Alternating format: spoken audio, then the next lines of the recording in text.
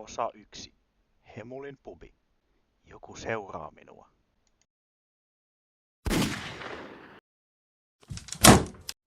Missä? Tuolla. Faijas tuli. Täällä sä vaan juot. Mut yritettiin just ampua. Tai no, taidankin liittyä remmiinne. Mut faija, kuka sut yritti ampua?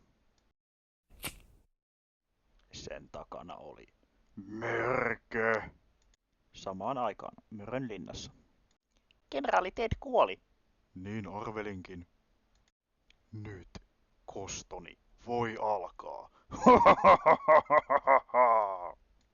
Nyt vittu, nyt mennään. Friidriidri. Keräsitkö joukot, Black Moomi? Kyllä. Hyvä. Mörön armeija jatkuu seuraavassa numerossa.